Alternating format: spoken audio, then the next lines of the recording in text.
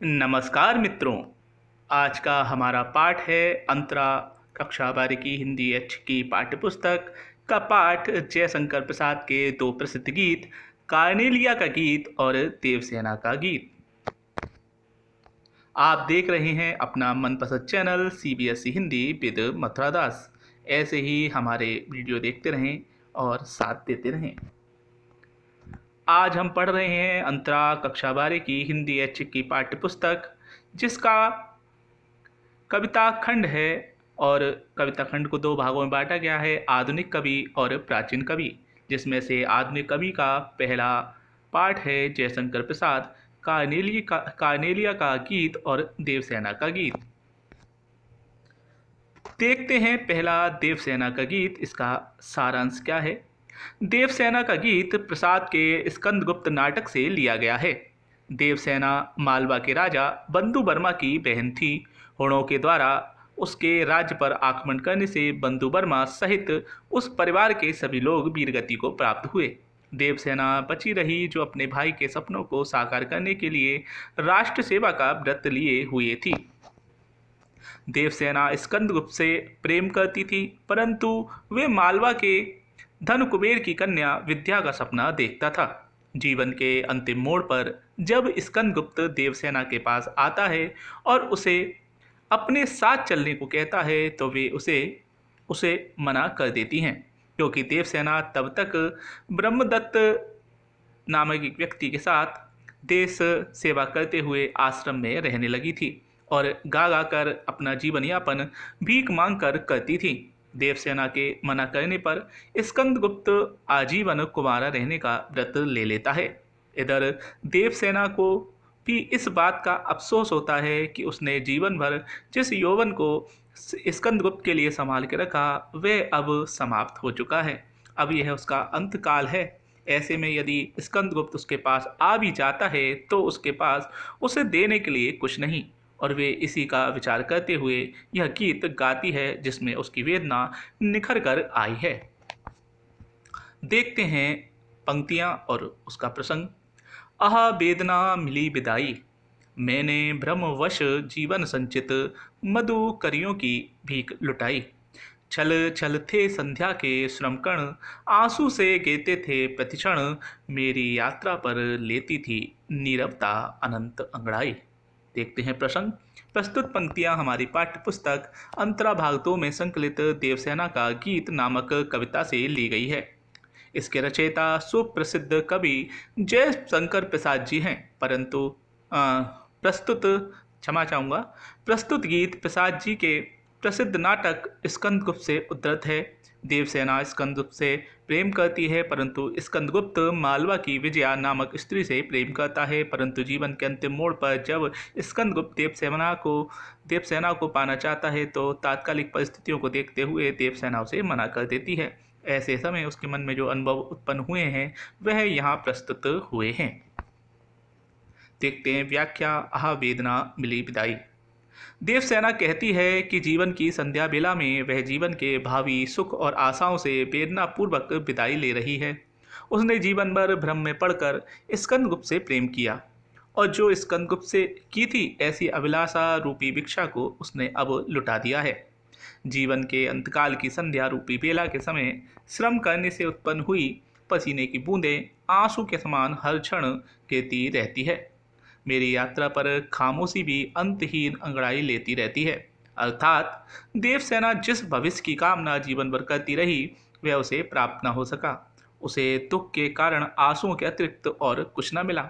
उसका पूरा जीवन अपने इसी संघर्ष में व्यतीत हो गया, और वे चुपचाप इस वेदना को सहन करती जा रही है। आगे है। श्रमित स्वप्न की मधुमाया में, गहन विपिन की तरुछाया में, पथिक उनींदी श्रुति में किसने यह बिहाग की तान उठाई। लगी सतृष्ण दीठ थी सबकी, रही बचाए फिरती कब की, मेरी आशा आह बावली, तूने खो दी सकल कमाई। आह वेदना मिली विदाई। देवसेना कहती है कि परिश्रम से थके हुए सपने देखते हुए आकर्षक सम्मोहन से घिरे हुए उस यात्री को, जो घने वन के बीच पेड़ की छाया में विश्राम कर रहा है, उसकी नींद भरी हुई अलसाई क्रिया में यह किसने राग बिहाग यानी आधी रात को गाए जाने वाला गीत छेड़ दिया है। अर्थात वो क्या कह रही है, देवसेना जीवन भर संघर्ष करती रही, परंतु फिर भी वह सुख की आकांक्षा के मीठे सपने देखती रही। जैसे कोई व्यक्ति आकर्षक के सम्मोहन में पड़ के घने वन के नीचे बैठ के छाया में उसकी में विश्राम करते हुए अपने सपने देखता है, वैसे ही उसने भी जीवन भर जो है सुख के आकांक्षा के मीठे सपने देखे। जब उसके सपने पूरे ना हो सके, वह थक कर निराश हो गई, तो वह सुख की आकांक्षा से विदाई लेती हुई उससे मुक्त हो जाना चाहती है। ऐसे समय में करुणा बड़े भरे गीत की तरह वियोग का दुख उसके हृदय को दुखित कर रहा है।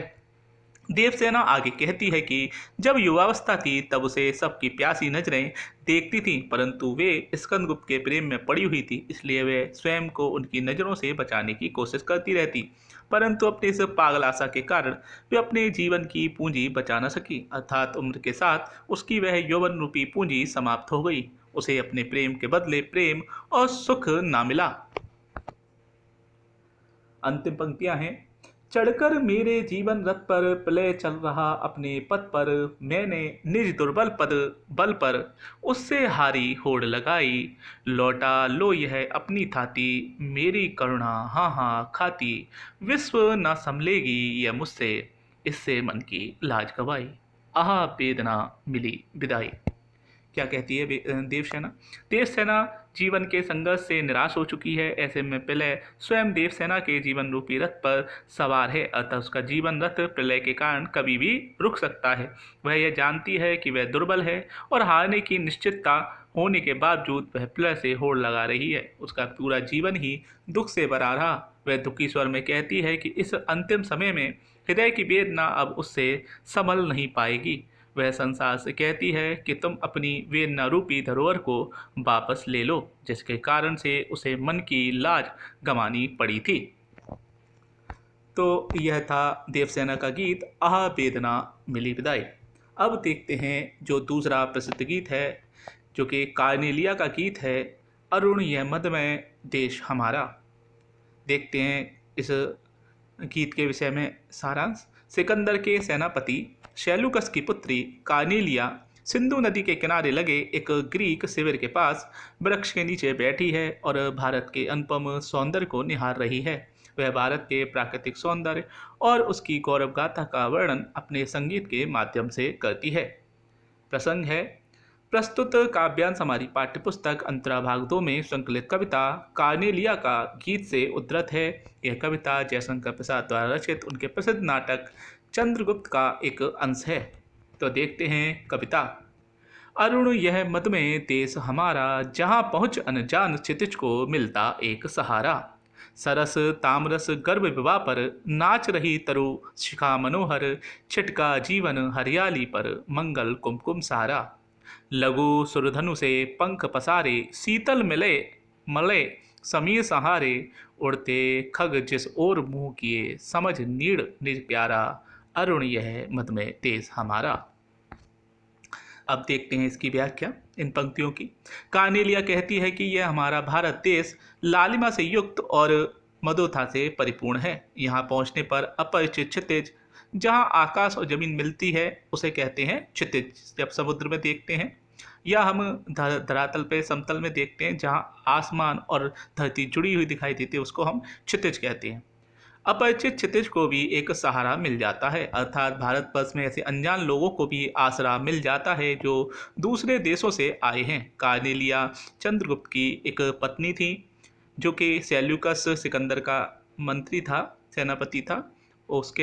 उससे उसके जो है राजनीतिक संबंध थे, इस कारण से कार्नेलिया का विवाह चंद्रगुप्त से किया गया था। तो वह जब यहाँ रहती है तो उसे भारत में कैसा महसूस हो रहा है, क्योंकि वह विदेशी थी और यहाँ भारत ने उसे किस तरह स्वीकार किया गया है, यह उसने यहाँ बताया है। अर्थात भारतवर्ष में ऐसे अनजान लोगों को भी आशा मिल जाता है जो दूसरे देशों से आए हुए हैं। सिंधु नदी के जल में कमलनाल की चमक की परछाई पर पेड़ों की चोटियों की छाया लहरों के साथ नाचती हुई अत्यंत सुंदर लगती है। जब हम जहाँ पेड़ नदी या समुद्र हो, उसके किनारे पेड़ हों आप देखते हैं उसकी छाया पड़ती है और जब उस पर लहर उठती है तो वह हिलती डुलती नाचती वह लहरें दिखाई देती हैं। उसमें उसकी जो छवि होती है पेड़ की वही कही गई है। पेड़ों की चोटियों की छाया लहरों के साथ नाचती हुई अत्यंत सुंदर लगती है। पौधों की हरियाली के ऊपर बिछी हुई केसर रूपी सूर्य की किरणें मंगल में जीवन का संदेश देती हैं। छोटे छोटे इंद्रधनुष के समान पंख फैलाए हुए पक्षी मलय पर्वत से आती हुई शीतल और सुगंधित वायु के सहारे अपने प्यारे घोंसले की कल्पना करते हुए जिस ओर उड़ रहे हैं वही हमारा प्यारा भारतवर्ष है। इसका अर्थ यह है कि इस देश में निवास करना पशु पक्षियों को भी अत्यंत प्यारा लगता है।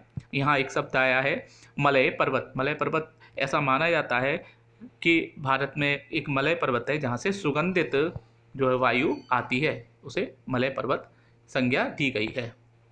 आगे है बरसाती आंखों के बादल बनते जहां भरे करुणा जल, लहरें टकराती अनंत की पाकर जहां किनारा, हेमकुंड ले ऊषा सवेरे भरती ढुलकाती सुख मेरे, मंदिर ऊँगते रहते जब जग कर रजनी भर तारा, अरुणय मद में देश हमारा। देखते हैं व्याख्या। जहां लोगों की बरसती हुई आंखों के अश्रु जल से भरे हुए बादल बन जाते हैं और जहां अनंत दूरी से आती हुई लहरें भी किनारा पाकर टकराने लगती हैं, यह हमारा वही प्यारा भारतवर्ष है। अर्थ यह है कि भारत के लोगों की आंखों में असीम करुणा की भावना होती है।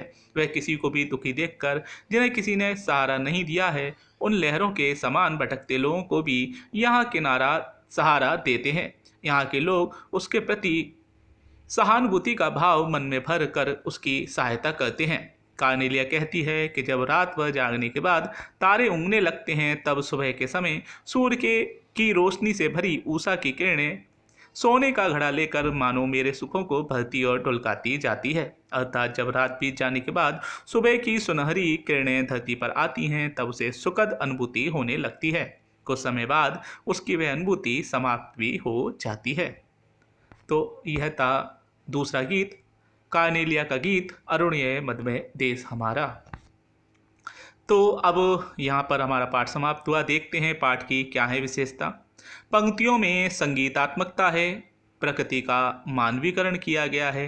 देवसेना के गीत में उसकी मानसिकता का भावपूर्ण चित्रण किया गया है, जबकि कार्नेलिया के गीत में भारतवर्ष के गौरव और प्राकृतिक सौंदर्य का अत्यंत सुंदर चित्रण प्रस्तुत किया गया है।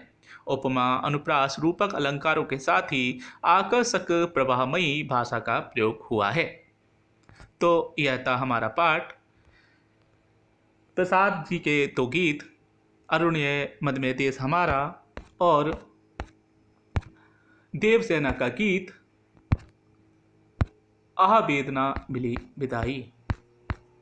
यह है आपका channel CBSE Hindi with Mathura Das. फिर मिलेंगे अगले वीडियो के साथ। ऐसे ही हमारे साथ बने रहें और हमारे चैनल को अवश्य सब्सक्राइब करें। अन्य लोगों और जो अगर स्टूडेंट हैं सभी छात्र अन्य तक पहुंचाएं, जिससे उन्हें कम से कम शब्दों में चित्रों के साथ सुंदर प्रस्तुति मिल सके और वह उन सभी पाठों के सारांशों को याद कर सकें। सारांश याद करने से हमारे प्रश्न भी बड़ी आसानी से हल हो जाते हैं। आकर्षक जो वीडियो होते हैं उससे आपको वह चीज़ें याद रहती है। फिर मिलेंगे नई वीडियो के साथ। नमस्कार।